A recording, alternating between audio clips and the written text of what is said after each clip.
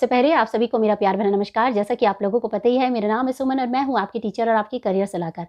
प्यारे बच्चों, अभी भी मेरे पास अनलिमिटेड कॉल्स आते हैं करियर हेल्प के रिगार्डिंग 4 वर्षीय बीएड को लेके। बच्चे पूछ रहे हैं कि मैम 4 वर्षीय बीएड का अभी तक फॉर्म क्यों नहीं भरे? क्या इसके फॉर्म सीयूटी यूजी में भरे जाने थे? हम तो यूनिवर्सिटी को सेलेक्ट कर रहे हैं, लेकिन यूनिवर्सिटी सेलेक्ट नहीं हो रही है 4 इयर्स बीएड को लेके।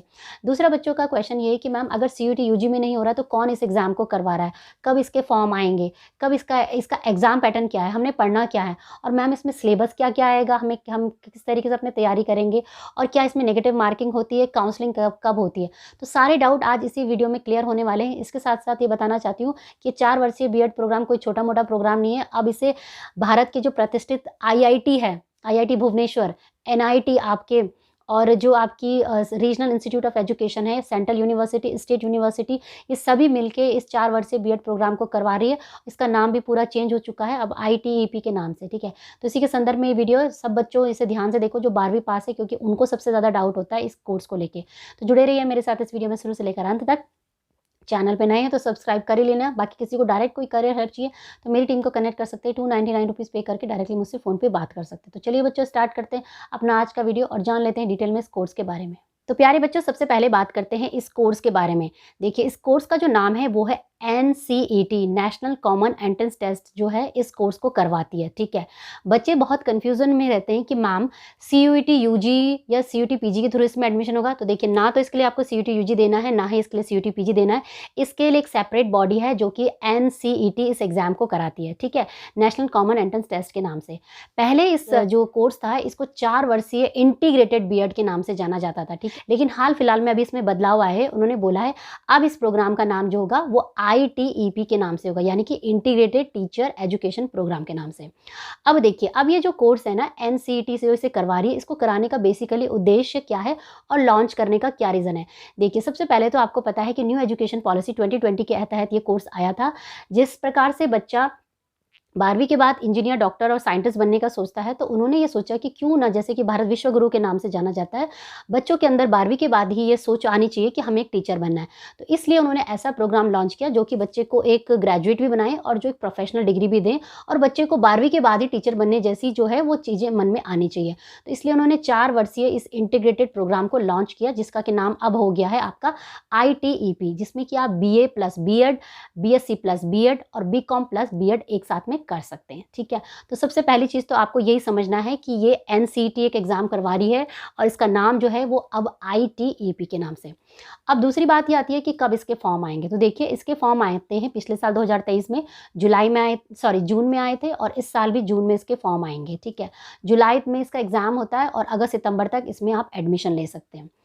तीसरी सबसे अच्छी बात ये है कि जैसा कि मैंने आपको बताया कि जो ये प्रोग्राम लॉन्च किया गया, एनईपी 2020 के तहत लॉन्च किया गया, तो उनका सबसे बड़ा फोकस यही है कि हमने जिस संस्थान में बच्चे इसमें एडमिशन लेंगे ना, वो बड़े संस्थान होने चाहिए।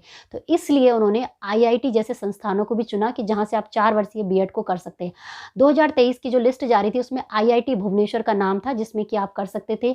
रीजनल इंस्टीट्यूट ऑफ एजुकेशन थे, और एनआईटी जैसे बड़े प्रतिष्ठित संस्थान से भी आप इस 4 वर्षीय बीएड को कर सकते थे। इसके अलावा आपकी सेंट्रल यूनिवर्सिटी और जो स्टेट यूनिवर्सिटी जो एनसीईटी में पार्टिसिपेट करेंगी, वहाँ से भी आप इस 4 वर्षीय बीएड को कर सकते हैं। तो सबसे अच्छी बात यह है कि आईआईटी जैसे बड़े संस्थान इसे प्रमोट कर रहे हैं। तो आने वाले भविष्य में ये कोर्स बहुत ही अच्छा होने वाला है। 12वीं के बाद अगर आप करना चाहते हैं तो आंखें बंद करके इस कोर्स को करने के बारे में सोच लीजिए, ठीक है? अब बढ़ते हैं नेक्स्ट पड़ाव की तरफ कि बच्चों के मन में डाउट होता है कि मैम हम तो 12वीं में पढ़ने वाले बच्चे हैं, हम बीएड जैसे कोर्स के अगर हम करेंगे तो हम इसकी तैयारी कैसे करेंगे? देखिए बच्चों, उसको समझिए आप। उनके जो एग्ज़ाम पैटर्न 2023 का आया था ना, उसे अगर आप समझेंगे ना तो आपकी पूरी जो प्रॉब्लम हो जाएगी वो सॉल्व हो जाएगी। तो वही मैं आपको अब एक्सप्लेन करती हूँ आगे।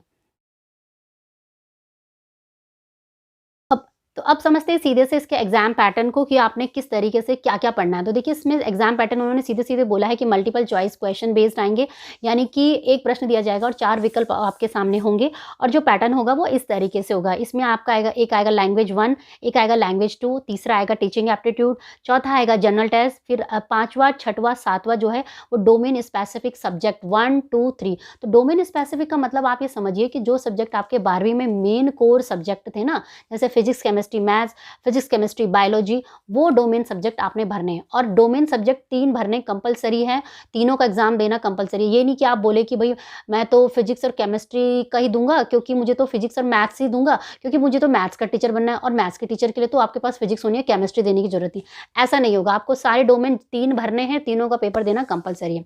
तो देखिए, लैंग्वेज 1 में आपका 20 मार्क्स के क्वेश्चन आएंगे, लैंग्वेज 2 में भी 20 मार्क्स के क्वेश्चन आएंगे।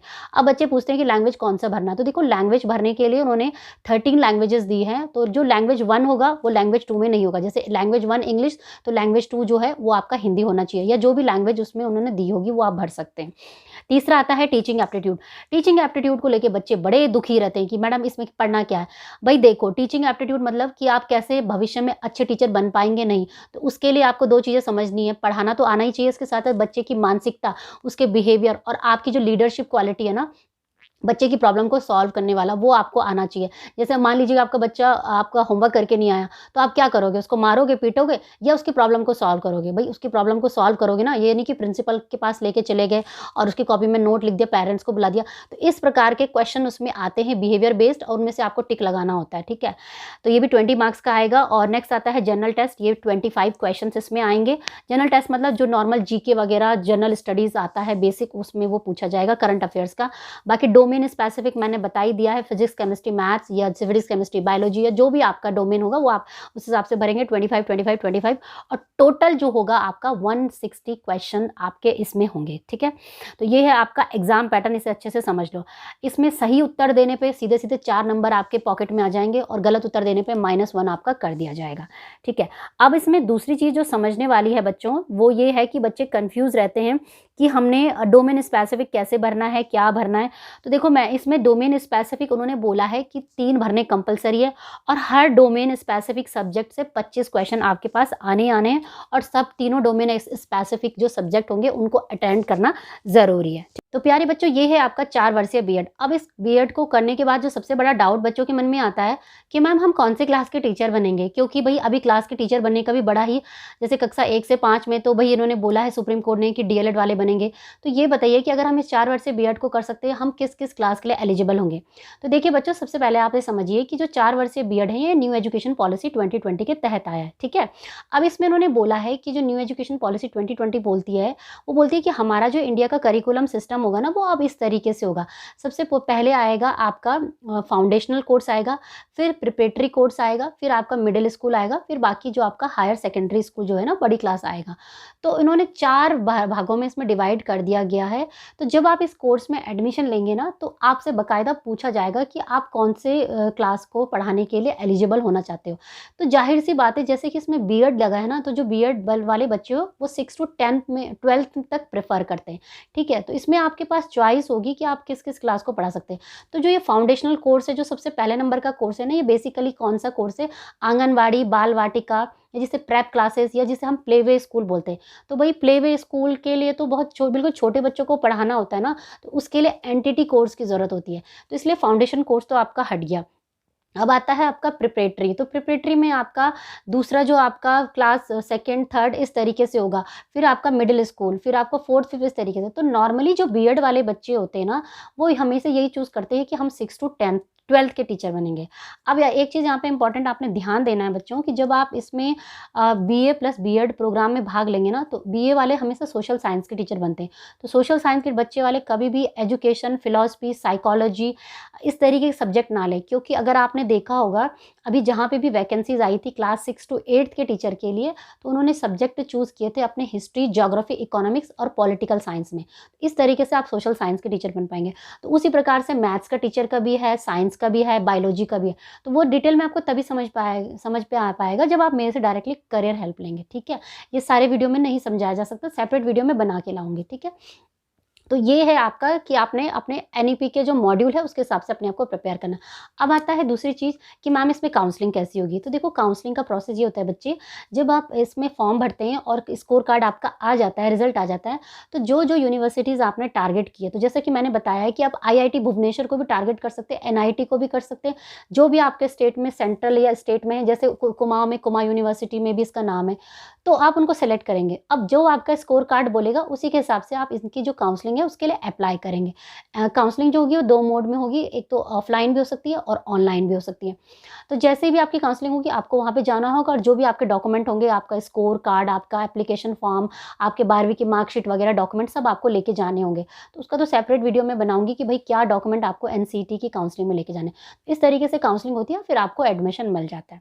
ठीक है बच्चों, तो ये है आपका सिंपल और सटीक पूरा प्रोसेस जो कि आपके 4 वर्षीय बीएड को लेके। मुझे नहीं लगता कि इस वीडियो को सुनने के बावजूद डाउट किसी बच्चे को कोई डाउट होना चाहिए। भाई मैंने सारी चीज़ें क्लियर कर दी है, सीधा-सीधा बता दिया है कि ये आपने पढ़ना है। कोई भी डाउट है तो कमेंट कर लो, डायरेक्ट करियर हेल्प ले लो, पूरी डाउट क्लियर हो जाते हैं 299 रुपीज़ पे करके। और बाकी वीडियो तो बना ही रही हूँ मैं, उसके लिए चैनल को आपको सब्सक्राइब करना ही पड़ेगा क्योंकि जो भी नोटिफिकेशन आएगा जून में वो भी मैं आपको बताऊँगी कैसे पढ़ना है, और हो सकता है मैं भी आप लोगों को तैयारी करवाऊँ। ठीक है? तो बस बच्चों यही था आज का वीडियो और आई होप कि मैंने अपने सारे पॉइंट क्लियर करे हैं। और इस वीडियो को सुनने के बाद, देखने के बाद भी कोई डाउट है तो कमेंट कर लेना, बाकी मुझे कनेक्ट कर लेना और बाकी शिक्षा जगत की तमाम खबरों के लिए चैनल को सब्सक्राइब करके चले जाना। ठीक है? तो मिलेंगे मेरे कुछ नए अच्छे इंटरेस्टिंग वीडियो के साथ, तब तक के लिए जय हिंद, जय भारत। धन्यवाद। सत्यमेव जयते। धन्यवाद। जय हिंद।